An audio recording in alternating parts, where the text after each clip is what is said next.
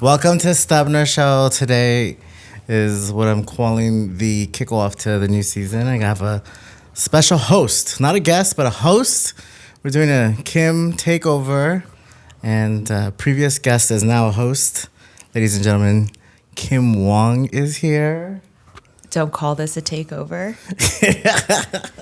or do. It's a hostile takeover. Bear hug. It's a bear hug. It's a hostile takeover.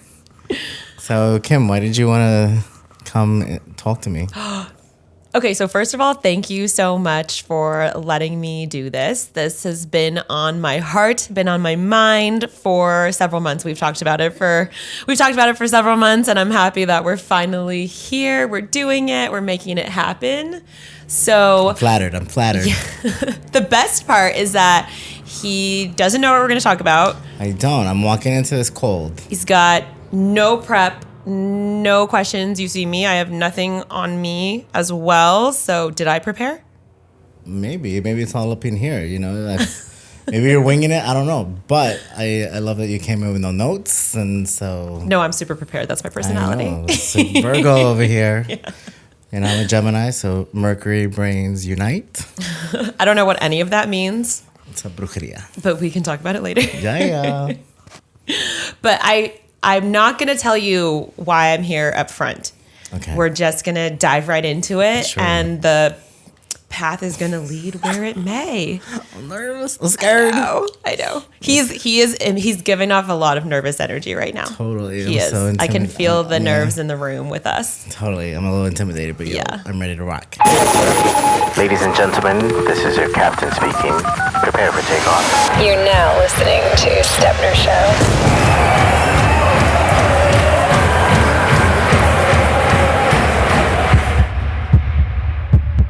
To start, it would be really helpful for you to give a 2-minute overview of your career path. My Clark Kent is producing and editing, but my Superman is writing and directing. And so by day, I'm out producing works for other people and then creating my own stuff on my own, but also diversified into the world of advertisement and been doing a lot of that over the last 20 years. And it's been a great balance because not only do I get to cross-pollinate everything that I learn in the bigger world into my dream world, right? And then vice versa.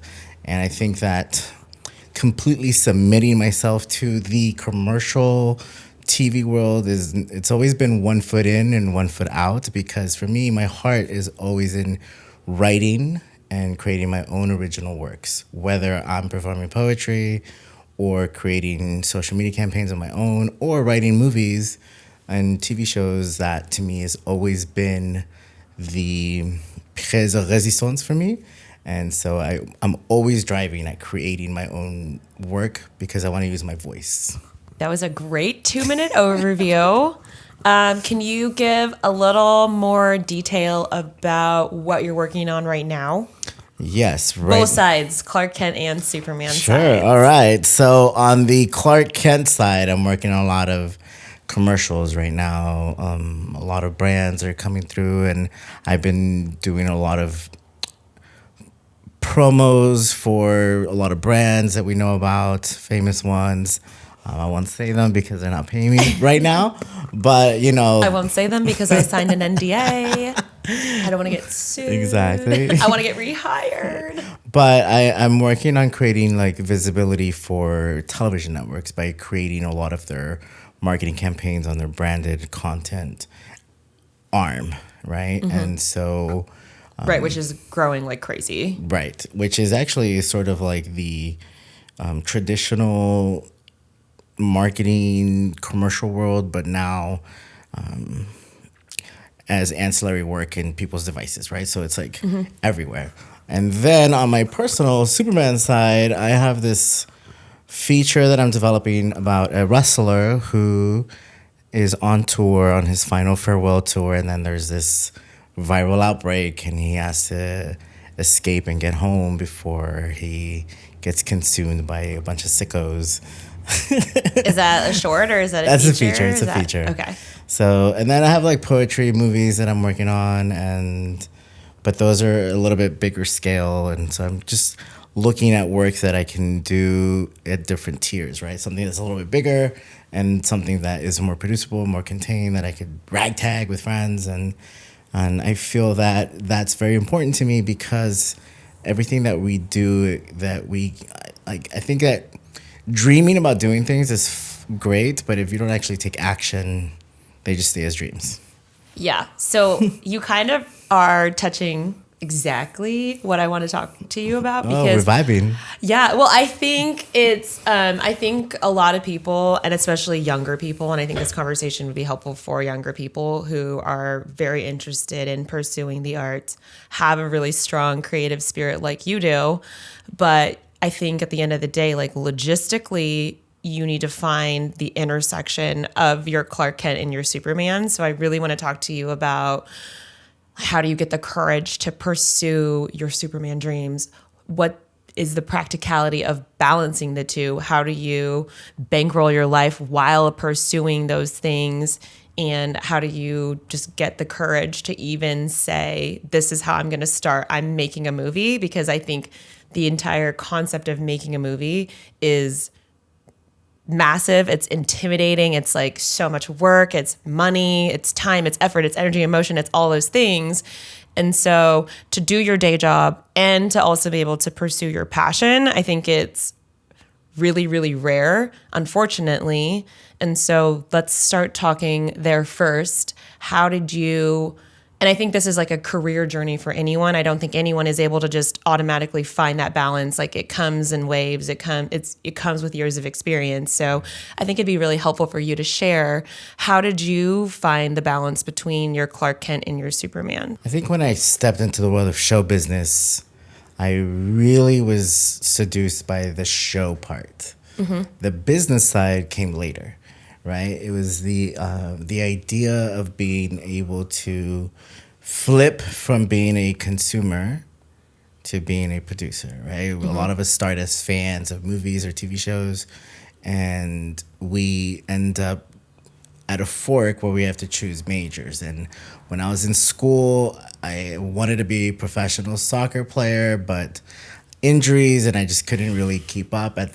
I played college soccer, but from the jump from college soccer to professional, it's unbelievable. And Right. like just realistically choosing something that I could still do when I'm like 57 or 71, I knew that soccer would be very difficult, even at 25. Right. So I felt that, maybe pivoting into the world of entertainment was something that became very natural to me, because I started sort of deciphering how movies work, formulas. Like I could just see how characters would end up deciding in stories. And then eventually I ended up finding a school that I failed out of, and I got put on academic dismissal, and it was such a big blow. I was like, oh my God, I'm such a loser. I got expelled from this university. I mean, the Asian in me wants to say it's not great. And then I ended up at a community college, and at first it was like Loserville in my brain, but failing out of university and going to this community college was the best thing that ever happened to me in my adult life, because this community college had a soccer program, so I could play soccer with them, but also they had a radio, TV, film program. And I did not know that people, I can actually do that as a career. So to jumpstart, like, hey, I'm this undeclared major, this sounds cool, and I'm gonna make movies. And I just started making movies with my friends, and the response was amazing, that it just started fueling like this desire to create stories and entertain, because in retrospect, I realized that I was like a really lonely child and really bored all the time. And I hated being bored because I was in military school, and we lived in military school on campus. We couldn't get out. So Yeah. like my only outlet was movies. And then finally when I would go home, being with my family, going to the cinema became like the core memory that I always resonated with my family. We did nothing else, right? No real holidays, but movies were great. So finally, when I started making movies and working on TV shows and commercials, the first stuff I ever got paid for was commercials. And the most recent stuff I got paid for was commercials. And so I discovered really quickly like 70% of film production in the US is commercials. And so I figured, hey, if I can take this commercial work and use that funds to promote and create my own work, and that's how it started. And one thing that somebody once told me was, if you can find a technical skill, whether it's cinematography or editing or anything technical, you'll never be out of work, right? I think you can be lofty and be writer, be a producer, director, but cash on the barrel business, like Yeah. the technical part is always gonna be the gift that keeps on giving. That's So incredible advice. that is something that Yeah. I took to heart, and that's something that I would pass along to somebody, because there's a lot of things that people are talking about these days, like artificial intelligence and a lot of automated stuff. But I think that the judgment call of the nuance of the human factor when it comes to technology can really carry you a lot further financially, because it's always in demand. You always have to shoot something, you always have to cut something, and you always have to put it on the air. Whether it's brand new or recycled, the remix is real. So I feel like if I could give anyone any advice, is get on a technical ability, but never abandoning your real desires. How do you balance like working on your commercial projects versus your passion projects? Well, I think the best way that I balance that is by having a team on both sides, right? Where the agency, I'm with an agency, and they do a lot of looking for work for me, and they pull projects and put them on my path, on my desk, and I work a lot that way. So it's sort of like a great thing that I have going, because the work finds me. Yeah, you're not out there hunting and Right. gathering for work. But it took decades to plant those seeds, and the key is repeat success, right? And right now I'm working with people that I met 20 years ago, and we're still working together on and off, and it's always been about that reliability. Can you deliver? Can you adapt? And it's people that I started with in New York and Texas, and now a lot of that core group is here in LA. So we're still rocking. That's amazing. And but also there is this like concept when you start dreaming and creating work with friends, and it's really easy to be enthusiastic, but then people burn out, they conform, they change paths. So you're always replenishing that like clique of friends and artistic fellows, and sometimes they come in and out of your life, but to be able to have a pool of people that create is very helpful on the Superman side of things. So I think the molecular structure of having both is very important, and that's the reason I've been so successful.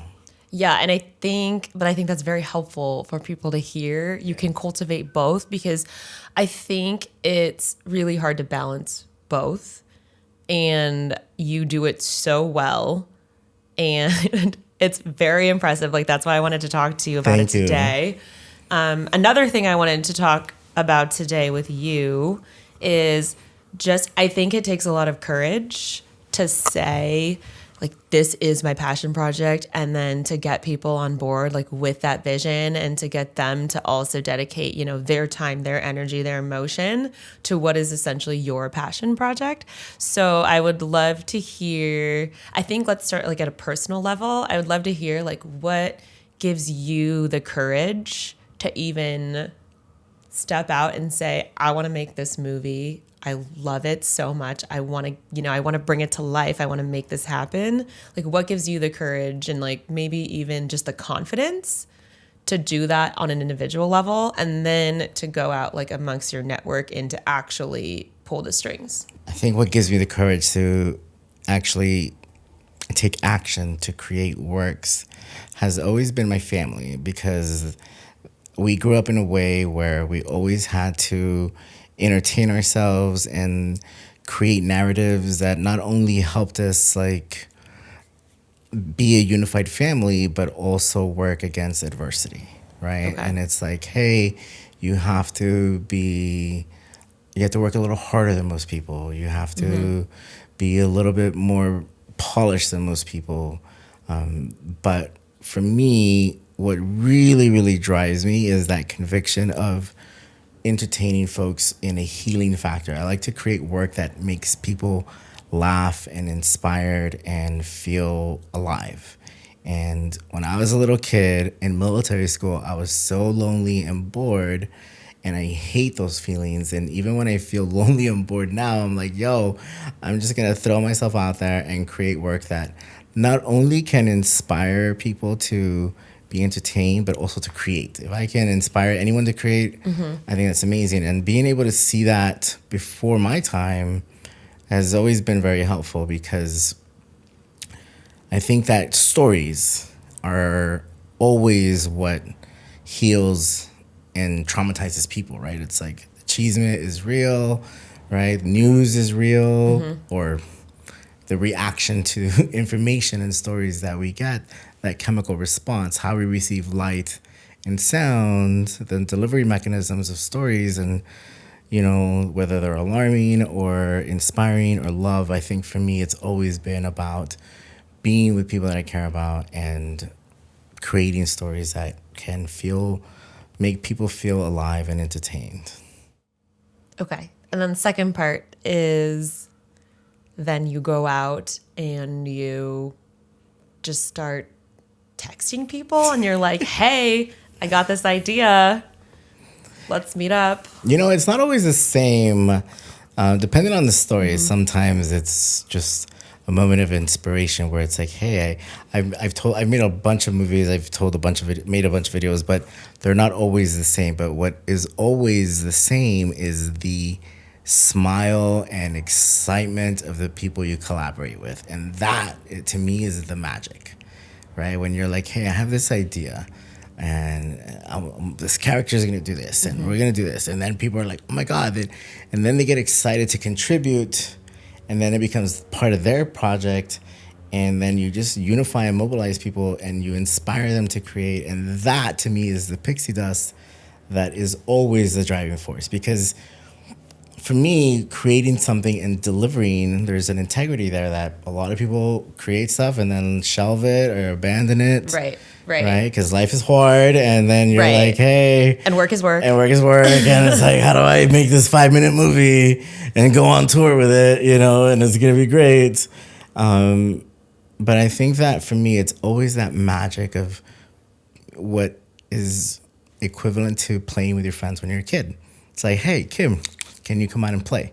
We're going to go play make-believe. And that has always been what my inner child is always going for. So that, to me, is the easiest part, is going out and being like, yo, let's all play together. Oh, my gosh. But that, I also think, too, though, like, it is play, Right. but it's also work. Correct. So where does that kick in, and how do you keep like pushing through the actual work part of creating a movie or creating a short or creating whatever you're creating for your own self? Well, I think it's always comes down to story and money, right? Is there enough money to make people's time worth it? Is the story compelling enough to make it worth it? And sometimes those intrinsic and extrinsic rewards can be present for people that you're working with or people that are watching your stuff. And I think that what's been helpful for us as a team of creators is finding stories that are worth telling, but we also believe in monetary rewards, because it's like, hey, people are giving up their time. We're going to pay you. And sometimes it's a lot, sometimes it's a little, but it's always there, right? Yes, because we do value your time. Correct. Which is a big thing, I think, for any artist. Right. And it's like, and in addition to the time, right, it's like not just the time that they're putting in that day, but all the years that came before that day, right? So you're talking like 20 years of experience that you have with people. And we didn't like, just learn to do this yesterday. Exactly. We're here winging it today. But Exactly. So I think for me, what I love about working with people is that I'm always learning. And if there's any chance that they can learn from me, that's, you know, I feel blessed. But that's why we're here. But I do always feel like this appetite for knowledge. So that's what keeps me going. It's like once you stop learning, I think you have like an inward death. I was gonna say the same thing. I was like, once you stop learning, and then you just die. Yeah, Like emotionally, maybe Exactly. spiritually, mentally. exactly. So one thing I want to talk to you about as well is because you're managing so much, like you're managing your passion projects. And I think too, what is so cool about you is you're just, to me, the outside looking in, it feels like you're constantly creating, whether you're just like going to get an iced coffee, whether you're just walking, you're just in your own house, you're outside on the sidewalk, you're just whatever it is. I mean, you're constantly finding inspiration to create, constantly, which leads me to my next question is how do you manage burnout when things are super busy at work and say your project is also, picking up a lot of speed? What does that look like for you? So two-parter, what does that look like for you? And then number two, how are you just creating at such like a rapid rate that is so organic? It feels passionate when you are creating it. It doesn't feel like, oh, I'm just doing this because I need to. Well, maybe you need to like on a personal level, but it's so inspiring to just watch it, to be on the outside looking in. It's like every day it's like, oh my gosh, there's something else cool that you've put together and you're sharing with us. It's just, how do you even manage that? Like, what inspires you to keep creating like that on such a simple like day-to-day level? How do you manage burnout? And especially, how do you manage when the Clark Kent and the Superman are both just kicking on all gears and are very busy? Okay. So two-parter, three-parter, whatever. Who's counting? When I was a child, my mother's a Virgo, so she's very attentive to detail and presentation. But above that, it's the why, right? So I remember as a child that my mother would create these photo albums from scratch with cardboard paper, binding, and little corners on the photographs. And each member of our family had their own photo album. And then there was one big photo album with everybody. So she was like creating social media before it was even a thing. And she would write these captions and the photos. And my mother told me that if there was ever one day that we were all gone 100 years from now, somebody finds these photo albums, they should be able to decipher everything that happened based on these photo albums. In addition to that, we also had Super 8 film, and we would document our travels as a family. And when we felt like this, when we were missing each other as family members, we would watch these Super 8 films on a projector, and we would just sit there and watch them over and over. And I remember the magic of film and this photochemical miracle, as Steven Spielberg calls it, to be able to see your life on a wall, and like the memory actually disappears and gets rebranded in this format.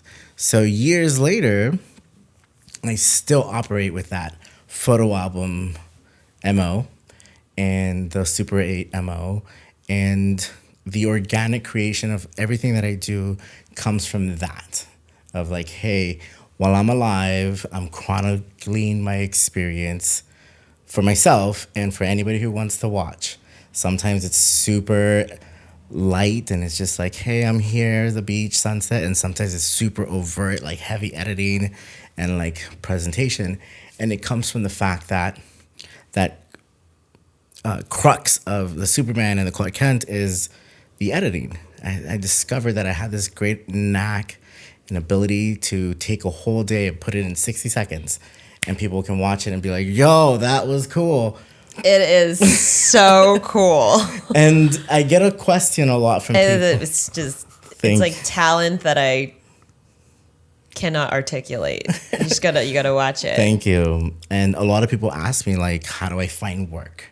And one of the things that's been able to happen organically is that, I think when we're peacocking, right, when we're trying to find a mate, or we're trying to find work, we always show our best work and like, look at me, book me, I'm available. Yeah. I don't really operate that way. I do a lot of reverse peacocking where I'm like, look at what I did. Like, just look at the work. Look at this. Like, don't look at me, but look at what I'm doing. And what's that been able to do? It's been able to facilitate this creative pulse that even clients have come to me and say, hey, we don't really know what to do with this campaign. Can you just do it the way you do Stebner Show? And I'm like, of course. And I've booked more work because of my social media being this like pulsating, vibrant experience. So that's why I do it as well, where it's like, hey, I'm like marketing myself, but without using these marketing you just tactics. Went down to the flower truck Yes.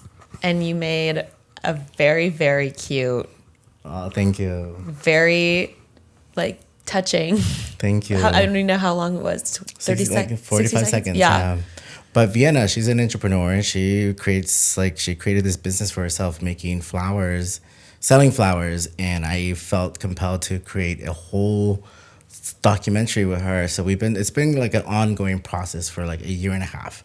And it was Valentine's Day yesterday. So we're like, yo, let's just, and she's like right here. Mm-hmm. So it was really great. So, but to manage the burnout, right. Sometimes I burn the candle at both ends. And it's inevitable. And I do feel that my body goes through a lot. Lack of sleep, lack of nutrition, lack of exercise. But I also feel that the exercise and the eating and the sleeping is the most important things to be able to not burn out. But also compartmentalizing the experience. Like if I'm doing something really heavy on the commercial world, I really don't do a lot in the artistic world. When things are really slow in the commercial world, I really turn up the volume on the artistic side because it's like I'm playing catch up. Mm-hmm. And I'm also like pushing a lot of stuff that I have. It's go time. Correct. I'm slow at work. It's go time right now. Exactly. Yeah. So, and that's what I've been able to do is just find my own pace. And I think that's what's been able to work for me. But when I'm like overwhelmed, then I have to kick into gear and delegate things to different people. And that's where like having the money is very helpful because we can outsource services to different people, whether it's in the artistic world or the commercial world. And that's been really helpful because I like to be able to give people jobs. And I also like having jobs from people. So it's like. But I'm assuming also though that's built on a network that took years to cultivate with people you trust. Correct. And sometimes it's like even people like by 1 or 2 degrees of separation where it's like, hey, I need someone tomorrow. Kim, do you know anybody? And if you vouch for them, then it just accelerates the process and they get patched in and we all just jump on a moving train. We love a good reference. Exactly. So we've talked a lot about how your family has been really influential. And obviously, people come from all sorts of backgrounds.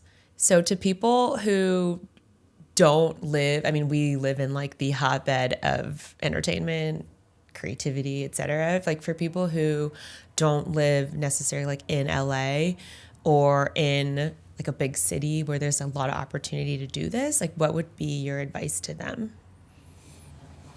When I was younger, I felt that there was this necessity to go out into the world, into big cities, to do and work in this business. I don't think that's necessary anymore because technology and globalization has been able to expand that and reduce the size of those barriers. But a lot of decisions are made in LA and New York and London and big cities like that. And I feel that if you want to be in the mix of a lot of those decisions, being in the proximity of it is very helpful and it can accelerate a lot of your career. And for me, before ever coming to LA, I went to New York and I was in New York for a long time. We can tell.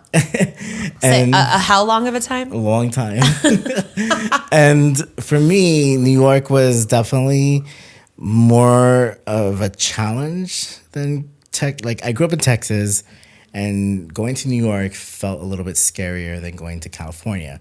California felt like a little like Texas, but with a beach.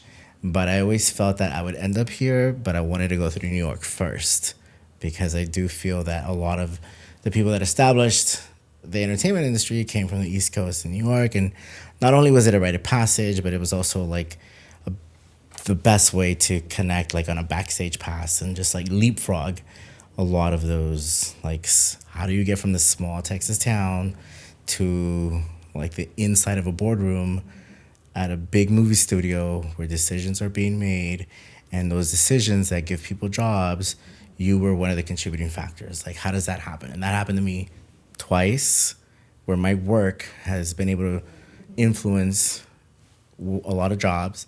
And I feel that that would never have happened if I never made that leap. And I do feel that the advice that I give for people is do it. Like, just do it, and do it while you're young. Definitely do it while you're young. And I say that not because of ageism, but I feel like there's more latitude to make, to have lessons, For sure. right? And like up your money, and like Yeah. gives you more runway. I always like tell people to do it while you're young is because I just think that the number of responsibilities in life only increases as you age. Oh yes, So there's not a lot of risk when you're 25 correct. to move to a new city, to not be the most financially stable person, and to, like you said, have a lot of latitude, not only to learn, but to just, I can take this job on Tuesday. I can be there. Correct. So I think the autonomy when you're in your 20s is incomparable to any other point in your life, because Right. the responsibility just keeps increasing. And then like people want to get married, people want to have kids, all that, which is great. But Yeah. then with that, your autonomy, your ability to just jump quickly into something, pick up everything and do this, do that at a moment's notice, which I feel like is what you need. Right. You need the flexibility in order to be Absolutely. successful. It just diminishes so much as we age. And I think what was really helpful for me was not just the idea of doing it, because I really believe in thinking about strategies at work, right? Like, thinking positive is cool, but not as cool as thinking about strategies at work. Right. Because that gives you real results, right? Yes. I feel like the lofty, thinking positive puts you on the sideline and you living by default, which a lot of people do. I did at one point. But when you want to live by design, it takes action, and you really have to look at strategies at work. And one of the things that worked for me was becoming a member of different organizations, because it expanded my network. And that's how I was able to land in these big cities and hit the ground running, because I was part of organizations that facilitated that. And I felt like if I had to start from scratch, it would be impossible. Well, you did start from scratch. Correct. You did. So let's talk about that a little more. Let's say you're in Texas, you're about to make this move. What are the things that you're doing to ensure you're successful when you move to a brand new city, especially a city like New York, where it's intimidating, it's so busy, it's expensive, all the things? In that particular scenario, I was a member of an organization called National Association of Latino Independent Producers, also known as NALIP. And before I made the leap to New York, I became a member of this organization, and they had different conferences around the country. And I would go to these conferences and connect and make friends, and people came from all walks of life. And there was one particular filmmaker who was also from Texas, and she went to New York. And I realized that if she could do it, I could do it. And I ended up moving to New York, connected with her. I became a roommate for a while. And it was just really about that camaraderie and sense of community that enabled the success of, like, not only like the survival of my human experience, but the actual like fueling of that creative like mission of like, why am I here? Why am I in New York? Why am I in LA? And I feel that if I'm not creating movies, like, I shouldn't live there. But then that was like younger mind. Now I'm like, yeah, I can live here. The weather's nice and people are friendly, and I don't want to live anywhere else. Yeah. But then when I moved to LA, it was part of the same experience and same people, but also like different organizations like Film Independent, the Sundance organization, and just really connecting. And it was like my own sense of a fraternity, but without having like the fraternity. It was just like these organizations that were very helpful to us. So you laid the groundwork before you moved by building a network. Correct. And then that way you were able to logistically find a roommate. That is And correct. then so you find a roommate, you have that plan, you're building your network, which is so important. I mean, I can't emphasize this enough to anyone who's listening who's young. You don't get jobs because you're great. You get jobs because you know people and you're great. In addition to finding a roommate, this organization also was very helpful because I connected with producers that gave me work, gave me jobs. And in fact, I'm still working with these producers 22 years later. And, meeting a producer on Houston and Broadway in the middle of Soho changed my life completely. And it really opened my doors for the next 20 years. And I just feel like showing up for yourself with strategies at work that are reliable. Not only do you have to be reliable as well, but also not be afraid. That's what right? I think this whole conversation is about courage. And even if you are afraid, I think it's still more powerful to walk through that, because that's really when you can be courageous, right? Right. It's Yeah. easy when you're not afraid. But yeah, I mean, we're definitely not saying don't be afraid. I think we're saying be afraid, but don't let it paralyze you. Correct. Don't ruminate in it. Yeah. And I feel like I've been ruminating in different moments in my life where I've been afraid of things, and I've become hyper vigilant, experiencing deaths to my family, and it just but also it fuels this hey, life is short. Do you now? Right now. Right now. Right now. That's why when you were like, hey, you want to meet up Saturday? I was like, yeah, let's do it. But let's shoot this thing, because it was Let's do it right now. when, let's commit. I think that's the most important, is commitment to yourself and to the people around you. And that's been the most instrumental part of this experience. Okay, so you said strategies at work, build a network. Yes. What would be the next strategy that works?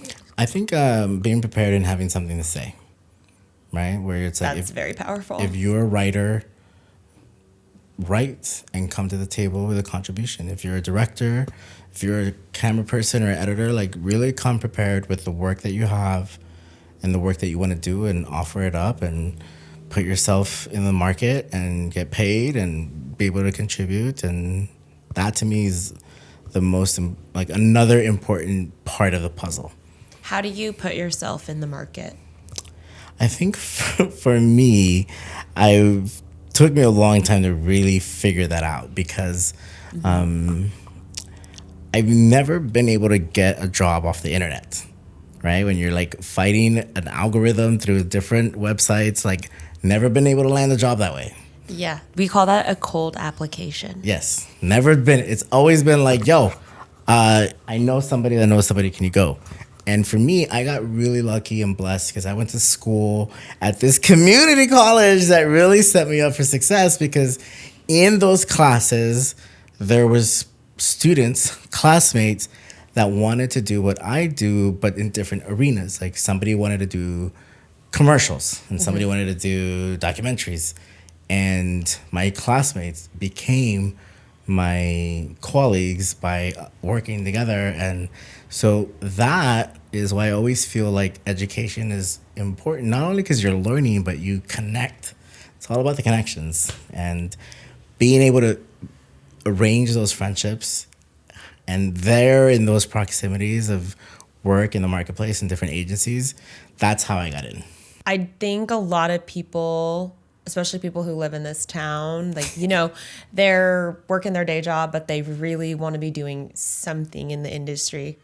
And everybody, you hear it all the time, oh, I really want to write, or I really want to produce, or I really want to, and I think it's just challenging to make the leap between I really want to write to how do I actually do this?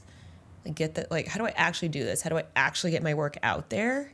So I think it's great to hear how you have paved your own path in that way. One of the things that was very helpful to me was the advent of the internet, right? This whole journey really started before YouTube was kicking off. And once I started to realize that my work could be seen on the internet, like, and this was just like traditional desktop computers, no real phones. No, I know we're old. It's just, And but that like technology is it's exponential, and you can really get your work out that way. So I suggest that, but I also suggest a lot of grassroots, right? Because I went on tour with my last film. We did like 7 cities, and I really did that so that I could remind myself that I was a filmmaker and that I could make things, and I can create the packaging, and I can take it out, and I can.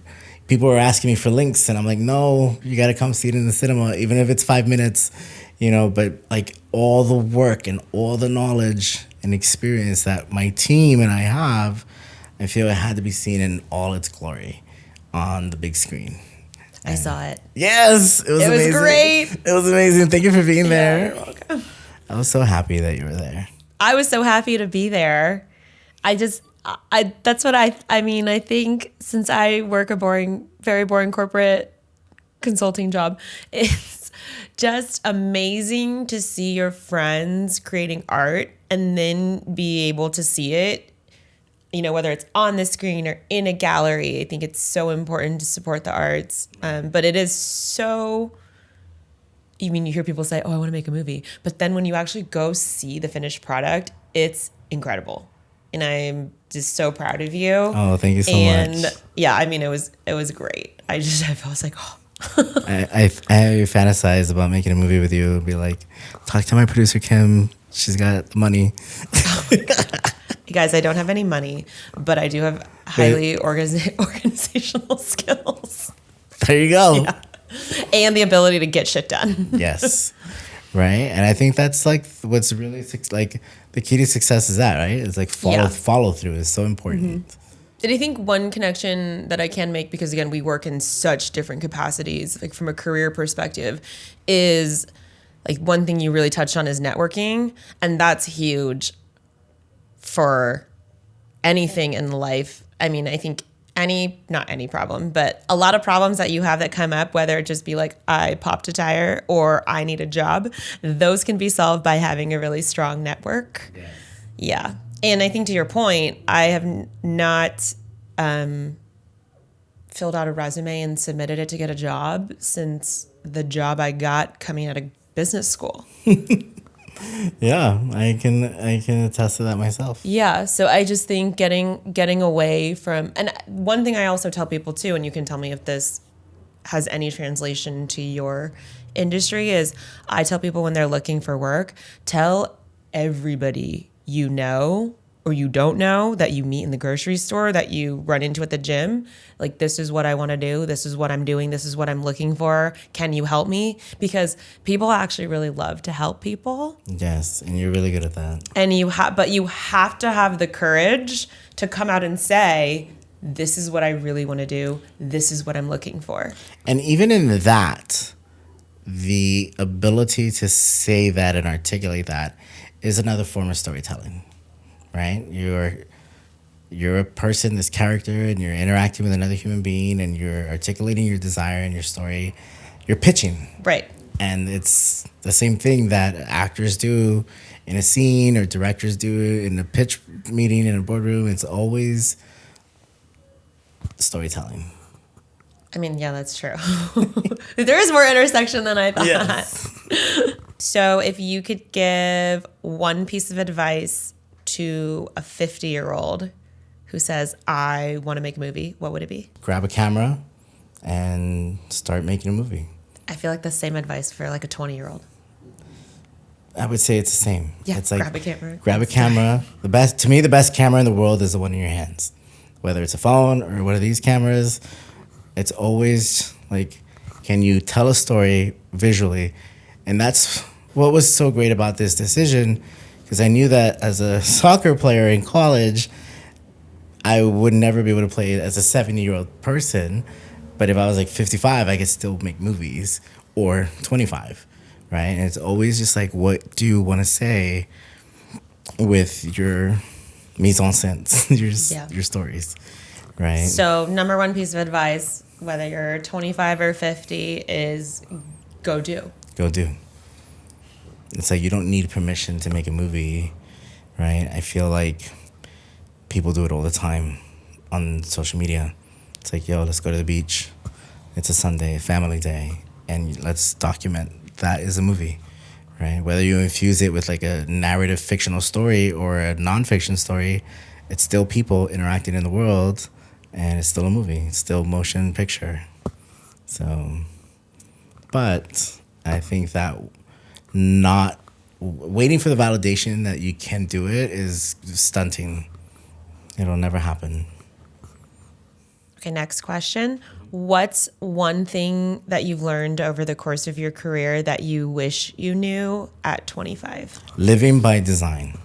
What does that mean? Living by design, I learned it a little late in life, where instead of waiting things to happen, actually have a design and flow chart your life. Like, hey, tomorrow I'm going to go to this place and I'm going to shoot this movie. I'm going to go to the beach and just flow chart it, and I'm going to meet somebody there and I'm going to pitch them a story.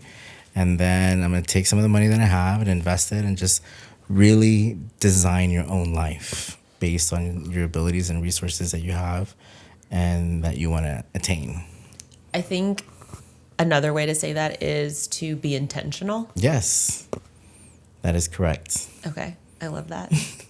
I'm a very intentional person. Yes. I love that.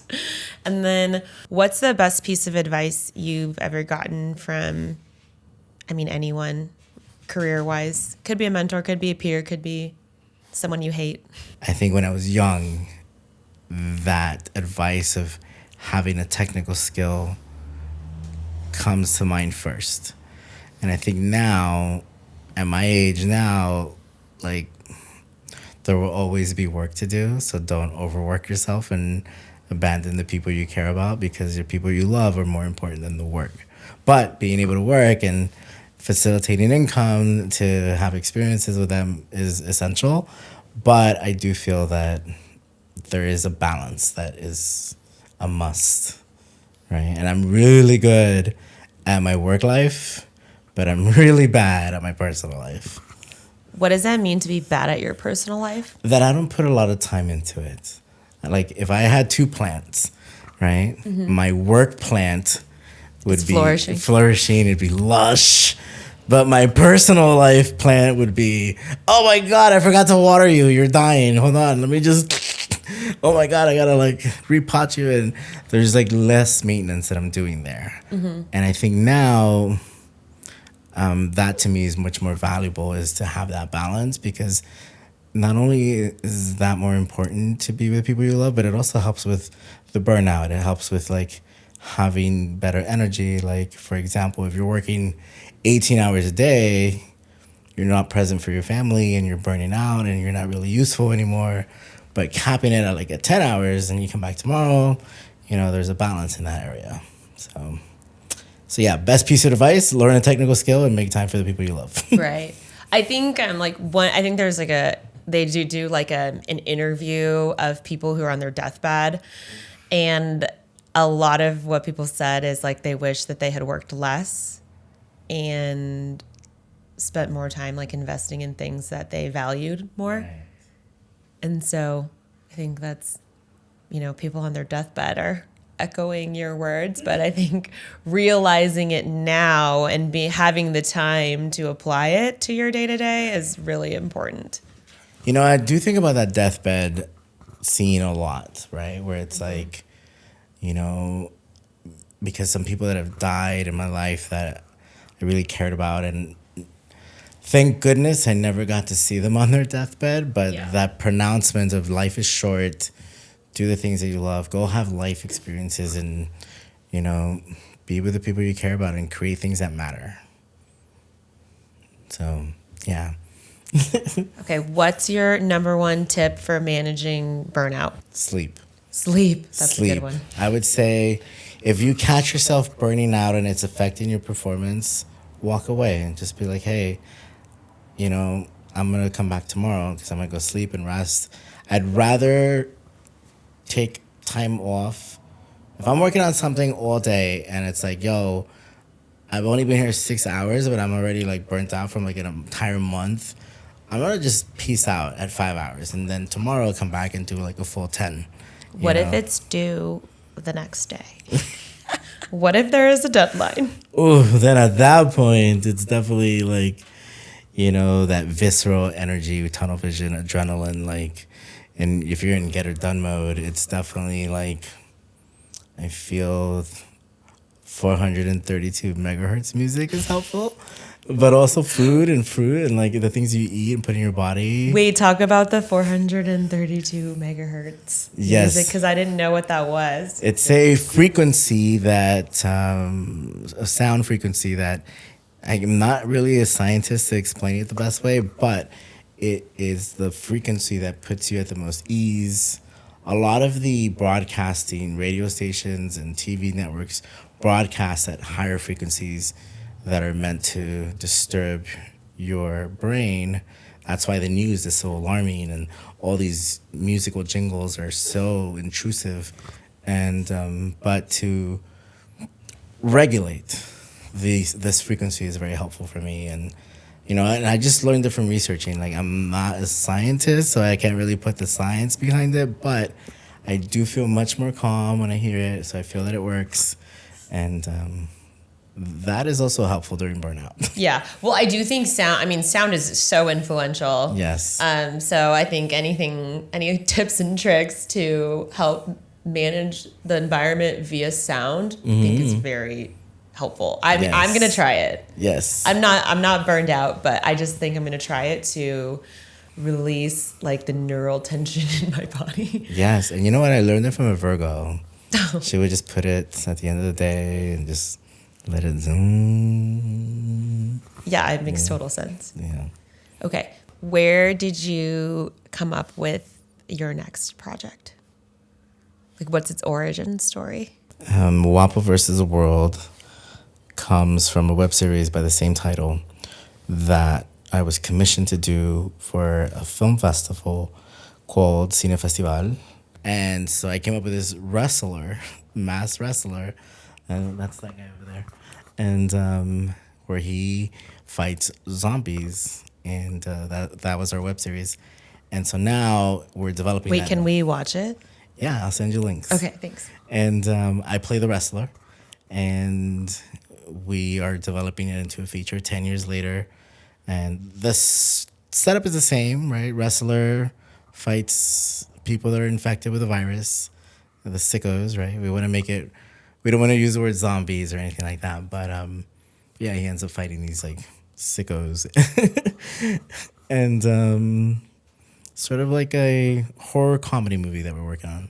I will do my best to watch it. I'm very scared of horror movies.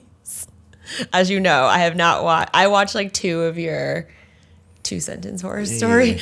I could only watch like 2. Yes. And I had to tap out. It was way too scary. Yes, for me. they are. Okay, let's see. What's the best project you've worked on? And you can interpret what best means. There's this one project that I did called The Eye of Jeannie Strauss. And it was like a 1-act play, 30-minute movie that we did. And the reason that this was the best for me was that during my career, at some point, like halfway, my sister passed away. And when that happened, I took a pause on everything that I was doing. I didn't really do any creativity. And I really took a long break because I had to recover from all that. And then we had this project. And the reason I call it the best project that I ever did is because it was the only time that I really did something that was outside of my ego and wanted to do something that would honor someone that passed away, someone so close to my heart. It was also the first time I had a female character in my work, and which I found more interesting. But it was that movie that was able to put me on a healing journey of the death of my sister, and that's why I feel it's the best one I made. That's really beautiful. So, like, if they were like, "Hey, you only get to show one movie tomorrow, and then you die," what's the movie? Mm-hmm. It's that one. It is that one. Yeah. Yeah. I can send you a link too. All references to these works will be linked. Exactly. Linked below, Exactly. please. And then what is your favorite thing to do? Like, is it acting, directing, producing? Is it poetry? Like, what is it, editing? What's your favorite thing?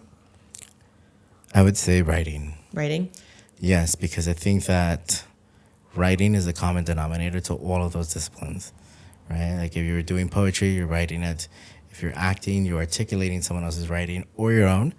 I feel that if you're making a movie of your own work, I feel that writing is the most fun thing that we can do because sometimes even if you're at a grocery store pitching yourself to somebody like, hey, this is what I do, I want to connect, like you're orally creating a story, and if you were to put it down, you're writing it. But the storytelling, that the use of your voice, both literally and metaphorically, is my favorite. To be like, hey, this is this is me, you know, because whether you're giving a note to an actor, like, hey Kim, you know, this is working, but let's try this, and you make an adjustment, like you are telling them a story of how to modify something in a scene, or if you're pitching like for $1 million in a boardroom, or if you're just convincing your friend to hop on your project because they have mad skills, it's really about can your story, whether you're writing it or verbalizing it, can it create an emotional response that people can take action in real life? So writing. I feel like writing is the hardest one. Yeah. But I do like performing poetry though. That's fun. Yeah. That one I do for myself. You know, I think creating big movies, that it takes such a village to do, but when you get up and paint or write things that you can do on your own, and that is like you have that power you can wield on your own, and you don't need a whole team. Right. I mean, you can write a poem that day and then perform it that night. Correct. Which I've done before. I know you have. You gotta come one day. Can we talk about that for a little bit, or can you talk a little bit about the poetry? I just think I am totally comfortable public speaking, but I think like going up and performing your poetry, like how do you get the courage to do that? Because I feel like it's very exposed. Yes. Very personal. Yes, I definitely agree. There's a vulnerability to it. There's anxiety to it. But when I first started, the poetry was very difficult because I was so into my head. I was making it all about me. I was like, oh my goodness, I want this poem to come out good because I want them to see what I'm feeling or thinking, and it has to sound like this because this is what I want. This is what I want. This is what I want. And I always failed every time I thought about it from that point of view. But it wasn't until having enough stage time that you realize the poem that you're doing as you're doing it doesn't belong to you anymore. It belongs to the audience. It's for them. And if you go up there to serve the audience, it is so easy. And you let go of this pressure of being in your head and being selfish, right? And when you release that selfishness and become selfless, and you're like, hey, I wrote this work, and the moment the work is no longer being private or written or read and you're performing it, it no longer belongs to you. It belongs to the audience. And when you're serving it to them, then you have no idea how they're going to respond or what they're going to resonate with. And you will be surprised that something super small can hit big for somebody, or vice versa, right? Something that's important to you might just... Right. So I think that's what's been able to just, again, healing. Like, how do we heal? How do we inspire, right? Like, the world is hard enough already, so the work that we create can it heal, right? Like Rafael Casal said publicly once, everything we do can either challenge the status quo or reinforce it. So I think about that a lot when I'm creating. Like, is this gonna just perpetuate what's happening, or are we gonna challenge it?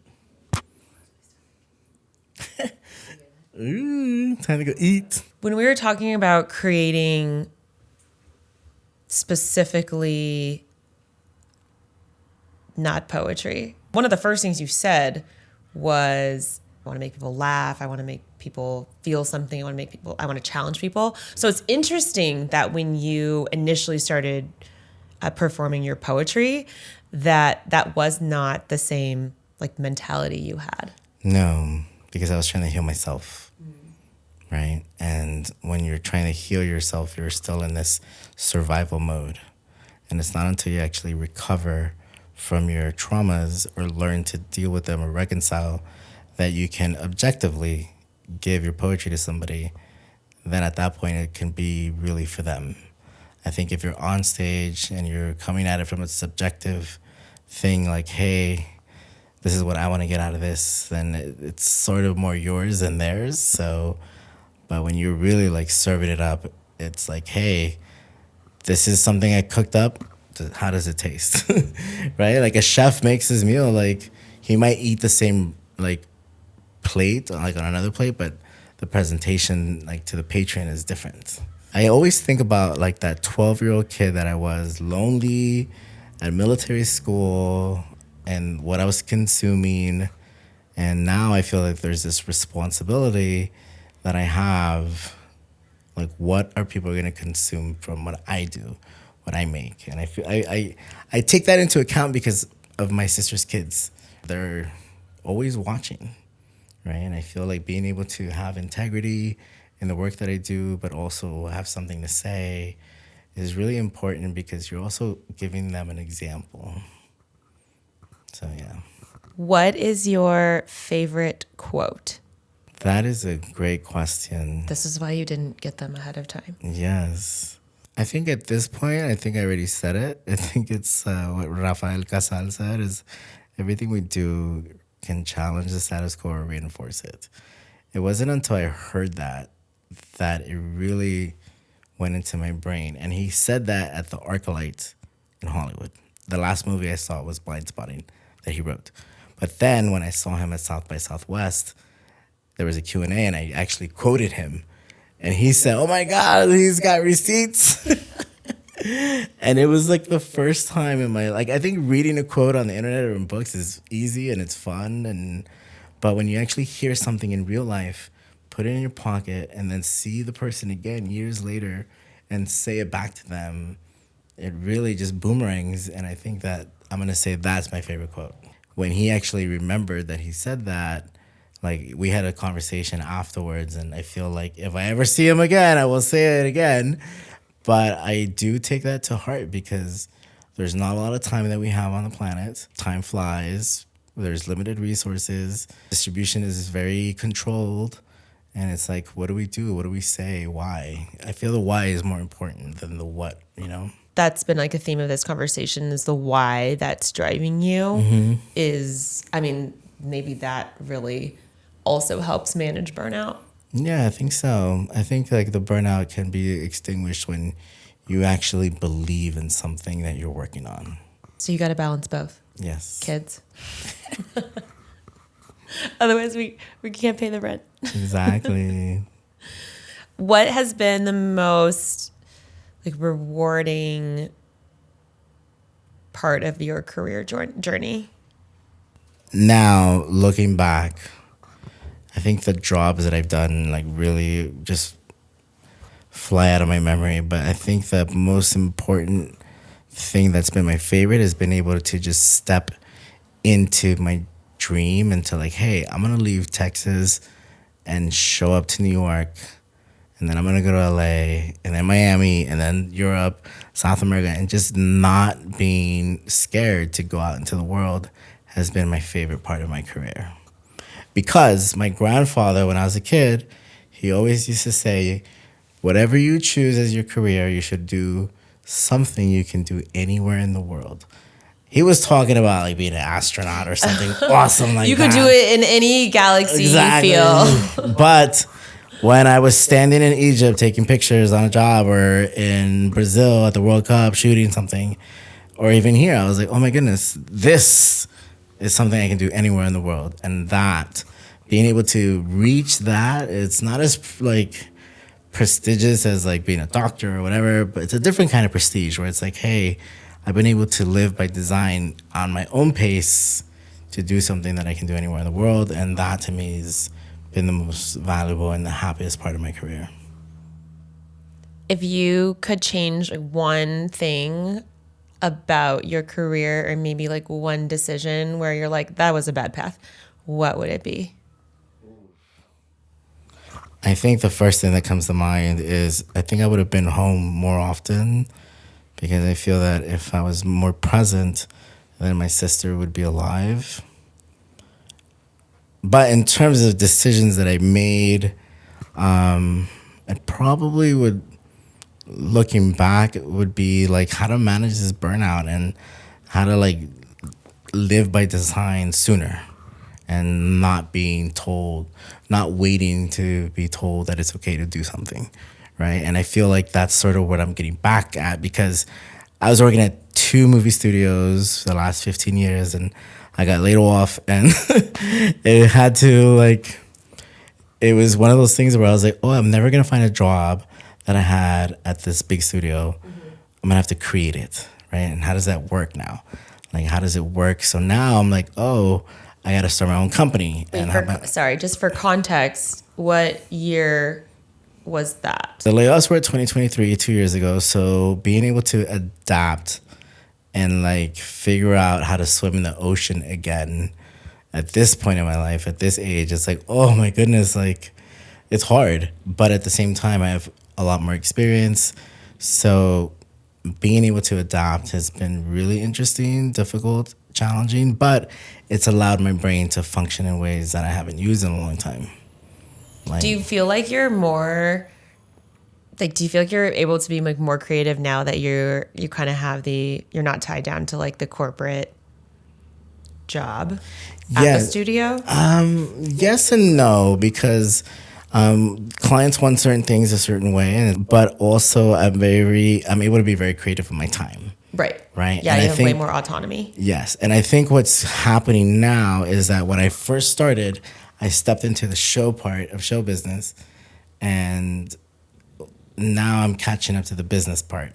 So now I'm more focused on the business than the show part, where it's like, yo, how much is that gonna cost? Like, can you afford me? Can this? And this is the pay structure. Like doing the business part is something that I wish I would have been able to have sharpened sooner, because it was all done for me at these studios. Right. So my resourceful brain was numb. Right. And now I'm like, oh wait, I'm not lifting a finger until you sign the paperwork. Yeah. Well, I think that's important for like a lot of people are working their day job, Right. and then pursuing the arts on the side. Right. So I think learning the business side of that as quickly as possible, Right. is very important. Yes, because that's the goal, is like get the side hustles to the front. Yes. Right? How do you get your side hustles to the front of the store? How do you turn your passion project into Correct. the moneymaker? So before we sign off, before I give your pod back to you, what are the parting words that you'd like to share? I think leading with love and care and empathy is probably the most important thing I'd have to say. Because whether you're working or not, that to me can create a different experience. And I think that's important. I think that's just important in life. Right. Doesn't matter what you do with your career, if you are not a delightful, pleasant person, you're going to have a different life. Wait. Sometimes I'm not that delightful. I know, me neither. But that's what I'm saying. It's so Wait. important to like hit the pause button and be like, yo, am I flexing my attitude in a way that is going to matter in 5 years? Or am I just like tripping right now? Right? Am I having a bad hour? Or is like the world falling apart and we really need to like dive into a mission? You know? Yeah, for sure. So, but yeah, I would say lead with love and care and empathy is sort of like my most important thing. Because it's so hard to do in real time, right? Because life is hard, but it's so important because it helps the balance. It helps the burnout, right? But I'm trying. here's to 2025. Here's to you watering the personal life plans Yes, I'm a little trying, more trying. and investing in that. Thank you so much for your time. The Thank you. very last and most important question I'm going to ask is, what fast food restaurant has the best French fries? Oh my God. Oh my gosh, and the judgment is going to just come with I'm this gonna say answer. Chick-fil-A. Ooh, you chose waffle fries? Waffle, Papa's waffle. Waffle fries are a big part of Yes. your life. Yes, because it's like when you're eating a fry, it's like, oh my God, I'm eating a fry. But a waffle fry is like three fries in one. A waffle fry is like arguably like 8 fries in one. Correct. It's a crosshatch. Exactly. Okay. But yeah, I think those are my favorites. That's your favorite. That's not my favorite, but Yeah. that was a solid answer. Yeah. Yeah. Okay. Well, thank you so much for the Thank time today. I you. think thank you for You're opening really good up. at this, by the way. Hire me. Yes. I need more money. Need to bankroll my lifestyle because I cannot find a man to do that. So Yeah, I'm not that guy. I'm poor. I'm like, oh, she got a mortgage. leave that one alone. They're like, yo, yeah, no. But yeah, I thank you so Good much. luck, y'all. Thank you so much for the time today. you. Thank you for opening up, sharing. I think sharing very valuable career advice for people who are just looking to tap in to the industry, because I just think it's so intimidating. It's so hard. It's where do I even begin? And I think begin by working with what you've got, and then also laying out a plan, live by design, being intentional, so that you can really outline and achieve a path, or outline and carve out a path to what you are looking forward to growing in your life. Correct. And also, I would say that one thing that I would say to anybody at any point is that the competitive factor is always with ourselves, right? Where it's like the pressure we put on ourselves, like, oh, I got to do this by a certain time, or I'm an actor and I can only do this. Or I think there's this pressure that, like, yeah, society puts it in, the standards are put there, but ultimately we're the ones responsible for our own experience. So it's like, how much can you tolerate, or how much can you give? And I think lately, with the changing of the landscape of technology and the industry, one thing that's been like sort of like circling my brain is like how to like tapping into the business has been great, but also like how do I tap out?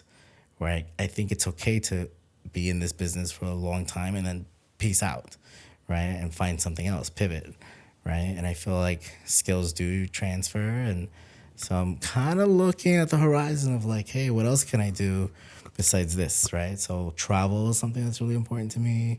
Working with animals is something that I'm really into. And so I would say that opening yourself up to other possibilities is also very important. I think what's important is like we get one shot at our life. We get one shot at February 15th. That's it. So you better make damn sure that you create a life that you love and that you thank look you. forward to living. And Thank I think you. you've done that. It's a journey. It's so much work. It's so much time. It's so much investment to get to that place. But I think it's so obvious that you live your life with such joy, in such passion, and it's so inspiring. I love being your friend. I'm so thank you thankful to so have you in my much. life. So I'm thank thankful you for you. for letting me come and do this with you. Thank you for thank you for being here. Yeah, thank you for sharing with everybody. I just think it's so helpful, so valuable. So thank Thank you. you. Thank you very much.